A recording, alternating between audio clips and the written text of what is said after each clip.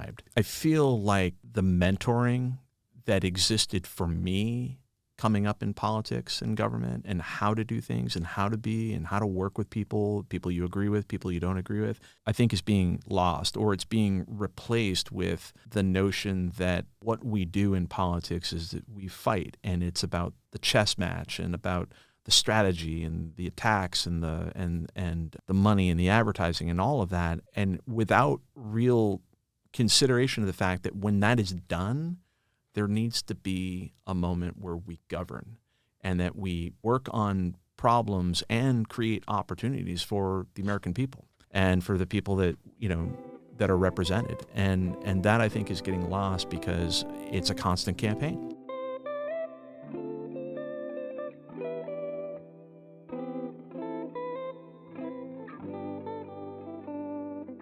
Hi, my name is Owen Simoes, and welcome to Youth in the Booth. Today, my guest is Jamie Burnett. Jamie Burnett is an accomplished public policy professional with more than 20 years of experience. You founded and have managed a successful consulting practice and have served on numerous nonprofits and civic boards, and has previously served as a legislative director for the U.S. Senator John E. Sununu and as a legislative assistant to the U.S. Senator Judd Gregg in Washington, D.C. You have also advised political candidates for U.S. Congress, Senate, Governor, and President, including Mitt Romney.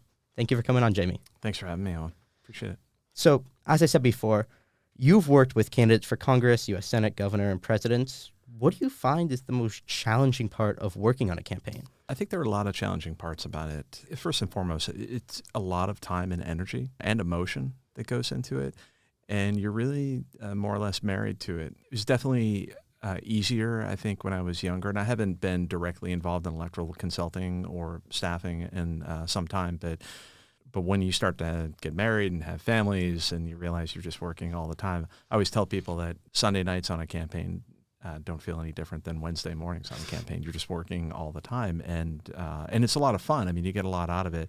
That's really one of the more challenging things. But I think, the other thing that's challenging is that campaigns, I always felt, is really about managing personalities, and a lot of them it's a very diverse range of personalities. A lot of the needs and wants and interests are mutually exclusive to one another, and that might all be people that support your candidate or your issue. And so trying to build a coalition of support around an individual running for office or an issue that you might be trying to advocate for can be really, really tricky because people want different things from it. Right. And obviously, you work on it for months and months on time, and then, maybe a year, 2 years, 4 years later, you have to do it all over again. Yeah, that's right. Yeah. And especially in New Hampshire, I mean, not only are we the home of the first in the nation presidential primary, which guarantees that we're going to have sort of this big Olympic size event every 4 years, but we also, partly because we have a governor, there are 2 states in the country, us and Vermont, that have a governor that run every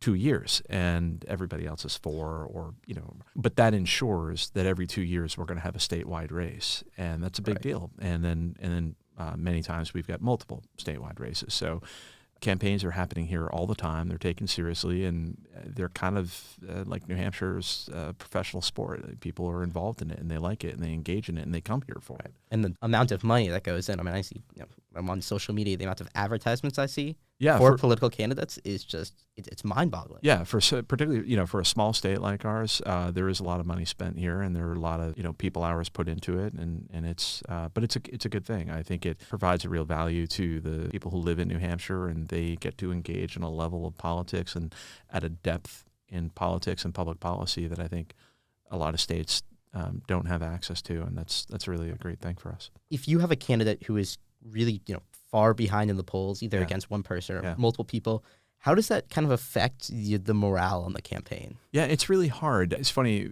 in preparing for this, I was talking to a colleague and friend of mine earlier today about it, and it is really hard. If you're on a campaign where you just can't see a path to victory, I think it's very difficult to just go through the motions or to put in the effort and the emotion that's necessary and the energy that's necessary to do a good job. For me, one of the reasons I probably never make my entire living off of politics or political consulting only, and why I've really steered more into public policies because like I was really selective with candidates. I didn't want to join a campaign because they were going to pay me money and I thought that they weren't going to win and I always used to tell people it's sort of like a mantra or just a code I used to adhere to is that like I'm not going to work for somebody unless I know I can vote for them, right? So I would select out of certain opportunities too. And I think part of it's whether the candidate really just doesn't have a path to win an election or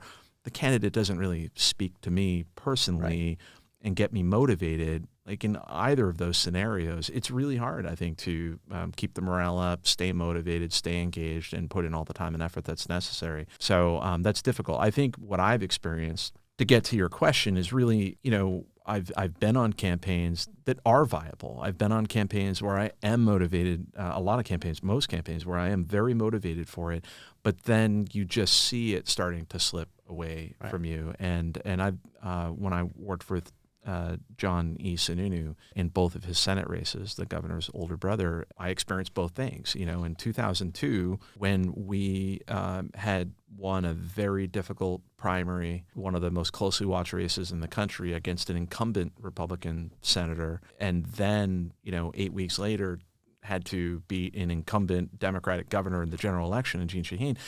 That was a year where in the days leading up to the general election, almost every single news outlet said we were going to lose. But we didn't feel that. Like we just knew things were good. Like we were doing the right things. We were making progress and we were able to win. And I think that all along we knew we were going to.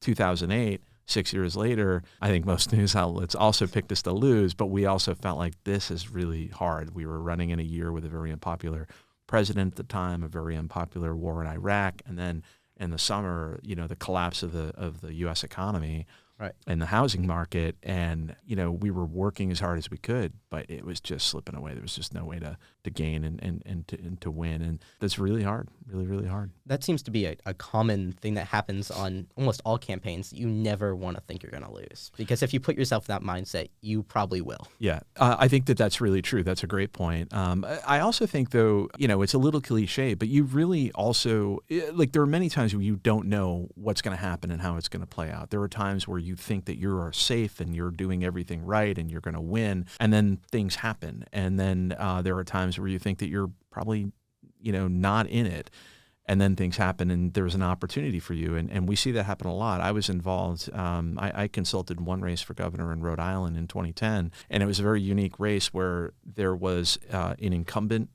Democrat who had been, I believe, state treasurer, which is a statewide elected position in Rhode Island, the Republican who I was consulting, who had been a business owner and communications advisor to the outgoing governor at that time, and then a former U.S. Senator, Lincoln Chafee, who was a Republican, turned independent, who was running for governor. So it was a three-way race. Most people didn't think the Republican had any shot at all, and he did not win at the end, but we weren't even in the discussion for a very long time.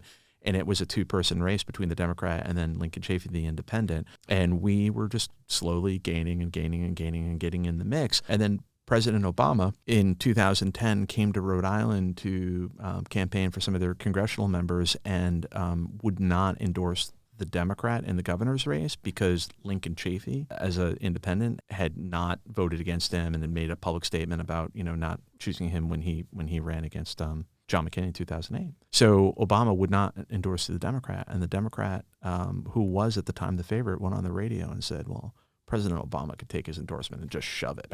And he then collapsed in the polls, and the Republican just started to soar in the polls.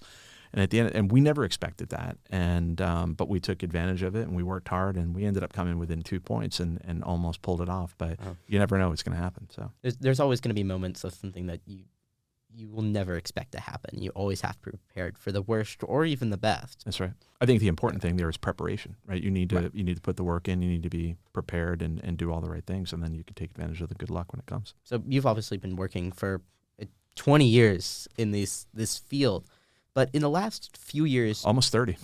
Almost 30. Yeah, almost 30. Almost 30 years. Yeah. But in the last few years, what have you seen change, and especially relating to marketing towards like young voters? I think a lot has changed in politics. Mostly the tone of politics, I think, has changed. There's always been partisanship, and there have been tough fights. I feel like, when I was in Washington and worked on Capitol Hill in the U.S. Senate, I felt like the legislative policymaking world and the political and campaign world, sort of just kind of overlapped a little bit, right?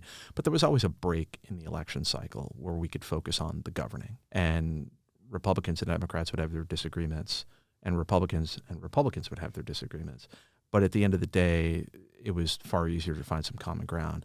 I think today the campaign electoral world and the public policy making world, legislative world, really sort of overlap completely, where the cycle never ends. And I think that breeds a lot of hostility. I think the money that's involved in politics helps to fuel that. Certainly a 24-hour news cycle, which is not like a new thing, but I think helps to fuel that, because you need to fill time. Sometimes you're filling time not with news, but you're filling time with people talking at each other. Right. And I think the internet fuels that. And I think, taking all of those things for what they are, like it's good. Like the internet is good, right? And it's good that, for instance, like you've started this podcast. You have a platform and a vehicle to talk about issues that are important to you. That's a good thing. But I think it does, it provides everybody a voice and everybody a microphone. And I think that people now, they get their information from a variety of sources, and some of them are credible and some of them are not. And I just think that over certainly the last decade, and certainly since I think 2016, things have just become more and more hostile and toxic, and that's really difficult. And so, let me get to your question about young people, because I think it's really important. One of the things that I get concerned about is that because of what I just described, I feel like the mentoring that existed for me coming up in politics and government, and how to do things and how to be and how to work with people you agree with, people you don't agree with, I think is being lost, or it's being replaced with the notion that what we do in politics is that we fight, and it's about the chess match and about the strategy and the attacks and the money and the advertising and all of that, and without real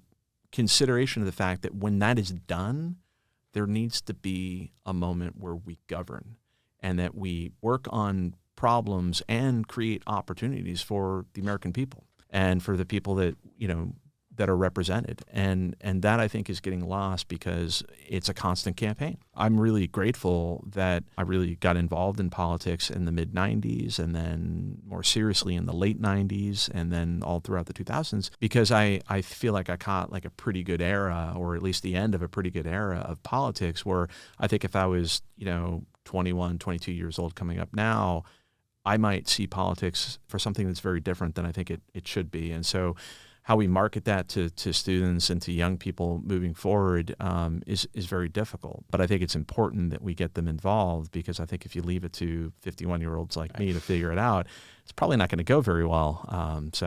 Yeah, I want to go back to your point about social media, because I think it can be something for good, but something also for evil. Yeah. I think that especially the idea that hate spreads a lot faster than something positive. It and does. As someone who is young, who uses social media, I see a lot of much more hateful, angry things garner a lot more attention. And to that point, I think that young people are seeing politics as just a war between two sides that neither really benefits what they want, and everyone's so angry at each other, and it doesn't encourage you to want to be interested in politics when you see that. Yeah. Well, I think that's an excellent point, and I regret that is the experience I think that you and a lot of your peers probably have a lot of the time. But it's I think the way to break through that is kind of like what you're doing, right? We didn't know each other very well, and we had mutual contacts, and we might have different political views, and that's all fine. But there's a very different experience, I think, when talking about politics, working in politics, solving issues, when you're face to face with an individual, rather than cloaked in the anonymity of social media and the internet. And I think it's important to keep encouraging and urging young people to seek that personal, intimate, in-person experience, so they see like a different way of talking and doing things. It's hard. Unfortunately, I think it's getting we're seeing it more, but it's still harder, I think, to insult somebody to their face rather than to post something on the internet, right? And so let's have that personal experience. Let's talk about things where we can be a little bit more polite and collegial and find opportunities for young people to have those experiences. I think the other thing too is just that if you're a digital native, which you and many of your peers are, like you grew up with social media, you grew up with smartphones and the internet and streaming and all of that. I'm not saying you, but I think a lot of people might just assume like what I'm seeing on Instagram, what I'm seeing on Facebook, what I'm seeing on TikTok, what I'm seeing just in a myriad of places online is the information, but and is credible, but oftentimes it's not. So trying to encourage young people to seek out credible sources, real newspapers, people that are doing real reporting, that adhere to like ethical guidelines, I think is important, because if you're only scrolling, you're going to get a pretty narrow thing, and you're going to get what has been intentionally tailored to you to make sure you're getting more clicks and more scrolls, right? So it's and that's not just a young person problem. That's a middle-aged problem and an older problem, and all of us suffer from that a little bit. So I think that there needs to be more of a push towards getting credible information that isn't just through social media, though. You can use social media to create credible information. It's just not with the type of landscape we have right now. It is near impossible to be able to do that. Yeah, I mean, you can do that, and I think it's important. And you're doing that now. I mean, in an audio and in a video medium, but it's that's important to do. And I think that you should feel really good about the initiative that you're taking to try to bring politics and bring the dialogue in a positive, informed light to people your age. And I think that's important, and we need more of that, not less of it. And so I agree with you. And to go to that point, there has been years, especially recently, where young people have really started to vote based off of issues that they find themselves passionate about. Yeah. There was a study showing that the peak of young voters happened in 2018, but has declined in the last election in 2022. Yeah. What do you think is the future of young voting? Do you think it will go up more, or do you think it's going to continue this decline we've had in the last 4 years? I hope so. I hope it goes up, but I don't know what the future is. But I think that we need better options and choices for young voters. And I mean, listen, I recently had this conversation where if I was a 30-year-old or a 28-year-old or a 25-year-old or a 22-year-old or an 18-year-old voting in my first election, and my options are 81-year-old Joe Biden and 78-year-old Donald Trump and all the mess that he is, and I'm saying that as a Republican too, right? I think it's probably difficult to be inspired by that. But the problem is, or the challenge is that the only way to change that is for young people and young voters and younger voters to stay engaged and to stay active and to work through it. It's politics is just a reflection of the electorate, really. And if you want to be represented and you want to have good choices and you want to have a voice, then you gotta participate. Right. Again, like I think that young people and younger people are going to be a big force in that. It's a big generation coming up. And so they need to take responsibility for it, even though it maybe isn't left in the shape that they would have liked to have inherited it in. So yeah, and also obviously, eventually this will become, my generation will become the next round of policymakers. Sure. Because as age happens, thank God, other people are going to be out and new are going to be in, and but with how things are going right now, it seems like we're still sticking towards people who are getting older and older and older. What could be the incentive for young people to run for office? I think it's if they like the way it is now, then fine. Then don't participate. That's not what I think young people feel about the current state of affairs. And so the incentive is that is change. I mean, I think change is hard. I think particularly in politics and in government and legislation, like everything is a long arc, right? So you got to play the long game, but you have to start somewhere. And I think that people who are your age, a little older, a little younger, by engaging in this, by making your voices heard and letting policymakers and other voters know what's important to you is the only way it's going to happen. What makes the New Hampshire primary so important to our country?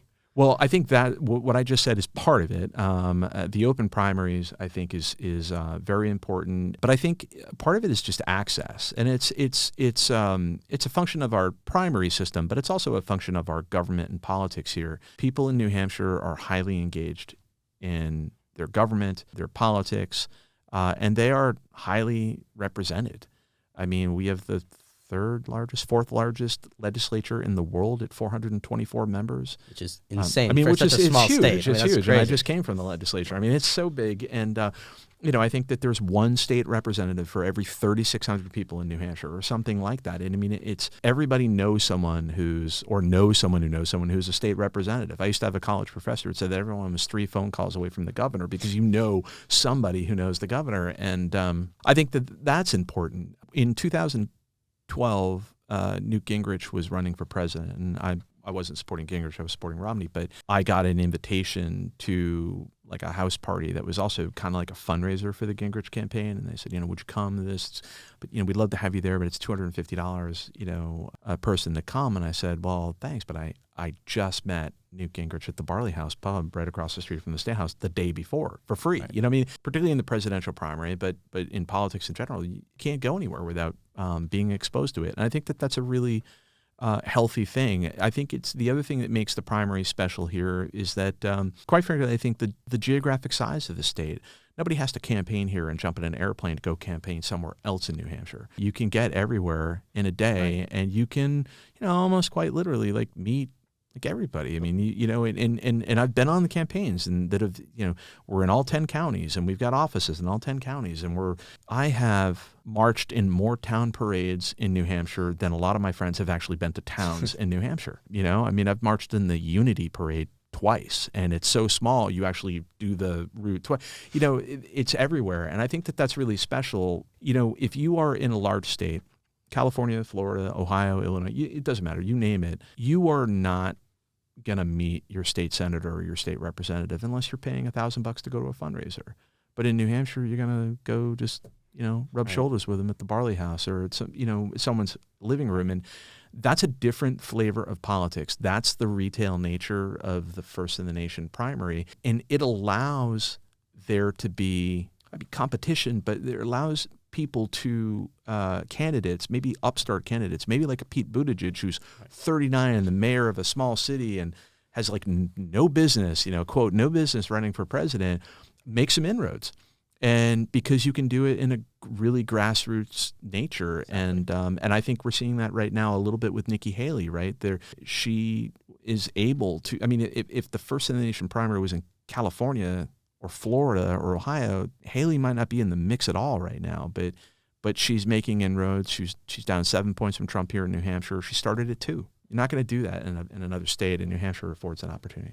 No, I have some interesting stories. My dad's told me before, when he's met President Obama before he was president in a backyard, like a few houses over at a barbecue. It's amazing. That's insane. And I actually one of the times I met the governor was I was doing an antique show down in Exeter, and he just walked by. That's great. He was just walking around shopping, but obviously he was recently elected, and it was probably part of a campaign thing. But still, to be able to have those experiences, it might be, or maybe it wasn't part of the campaign. He might have just been there. Yeah. Well, that's a whole different story where he knew who I was from my previous business I was working at, which is just so great. I'll explain it one day, but I think in New Hampshire everyone can get a connection, get close, and really get to understand politicians. And in that type of way, you have to be a real person to run in New Hampshire. You have to be honest. You have to be willing to meet with people. You're not going to do well if you're not going to the local bar or local shops and stores and meeting the people who work there and getting people's opinions and meeting the townsfolk. You can't win an election, with just putting stuff on social media and barely even visiting the state. It is very well said, and you're 100% correct. I think people, we are seeking out authentic candidates, and I agree with you 100%. I think you were curious about if I had any good stories, and it's kind of hard to remember like all the good stories from campaigns because I think there were a lot of them, and it's hard to recall them all. But this morning when I was thinking about this, and it's not a presidential campaign, but it was a Senate campaign. It was for John Sununu, and it was in 2002, and it was the general election at this point. We were running against Jeanne Shaheen, who's the current U.S. Senator and was a governor at the time. And it was one of the most closely watched races in the country. And most news outlets, I think, expected us to lose. We ended up winning that year, but we're in the office and we're working, we're making last minute phone calls, everything we're doing, and we put the Patriots game on. At one point they scored and they were either kicking an extra point or maybe they were kicking a field goal, and I glanced over at the TV and the ball goes through the uprights, and I look in the crowd and there were two guys in the crowd holding up Sununu senator signs, campaign signs, right behind the goalposts. And then I realized that game was being played in Buffalo, New York. We were playing the Bills in New York. And I looked at our campaign manager, Paul Collins, who's a senior advisor for the governor today. And I said, Paul, like, we're penetrating Buffalo, New York. Like, I think we're going to win this thing. And then we won. A couple of years, I just would wonder, like, who were those people? Like, who was that? So 2 years later, I was working in Washington, D.C., and I was on then Senator Sununu's legislative staff. 2004 was the year that the Red Sox won the World Series. And so there was a gentleman there, his name was Paul, and he lived in Nashua, he worked in Nashua, and he printed up on his own, with his own money, these signs that said, Red Sox fans for Bush. And they were done in like the Red Sox font and everything. It was great. And they were so popular. Like, nobody wanted the regular campaign signs. They only wanted these special ones. And so, I got one and stashed them away. And after the election was over, I'm kind of cleaning out the office and getting ready to go back to Washington. And this guy, Paul, wanders in. He's like, listen, hey, Jamie, I knew these were really big hits. And I had extras. And like, if you know anybody that wants them, you want to hand them out. And I was like, hey, Paul, that's so great. Very generous. It was the coolest thing I've ever seen. He's like, yeah. He's like, this one time in 2002, me and a buddy of mine went to the Buffalo Bills game in New York. And we brought Sununu signs to put up. I was like, that was you? Like, that was mystery solved. And I went back to Washington, and John Sununu wrote them this long letter, like thanking him, like that was the signal that we needed and everything. But I always remember that, and I was really liked that part of it. It was kind of neat to see that you're getting out there. So, right. Yeah. You definitely need those types of passionate people. Yeah. To be supporting your candidates. Yeah. Well, it definitely, I mean, when you're putting in the hours, and particularly if things aren't certain and it's a hard race, like things like that really do keep you going. And listen, we talked a lot about the harshness of politics and campaigns, but there were some really inspirational moments. I mean, there was a woman, her name was Evie Kindler. She has since passed, and she was a big John Sununu supporter. And I remember she went to every event, like everything that we had, she went to, and she was in commercials for us and everything. The only thing she wanted, I remember she came to the campaign office, the only thing she wanted a Sununu t-shirt, because she would go to Planet Fitness to exercise, and she wanted to wear a campaign t-shirt when she did it. And that's all she ever asked for. That's all she ever wanted. And those types of things, when people are, will make 1,000 phone calls for you, or knock on hundreds of doors for you. The amount of time and energy people will give you for free, purely because they want good representation, purely because they just believe in somebody. Right. I've worked on many political campaigns, even for only being 17 years old. It's awesome. And, it's something that eats hard work. I've done the hundreds of phone banking calls and putting stamps on letters and writing things, and it's like, it's a lot, right? The part that I find the most obnoxious is when you have to have the yard signs, and you get the little metal poles in them, and just doing that for I did it for 3 hours of just, I had my headphones in, and it was just, it's a lot, but it's worth it. I mean, I enjoyed it, and I wasn't being paid to do that work. It was just for my passion, obviously for the person I was supporting and helping out there, to get the experience in politics and to make something that I feel like is what I can do to genuinely make a difference. Working for a campaign is one of the most, I think, powerful and engaging ways you can help support a candidate you believe in. I wanted to ask the question of, what was your first time voting like? It was exciting to me. My first vote for president was for George H.W. Bush in the general election in '92, and it was Bill Clinton and Ross Perot, who was running as an independent that year.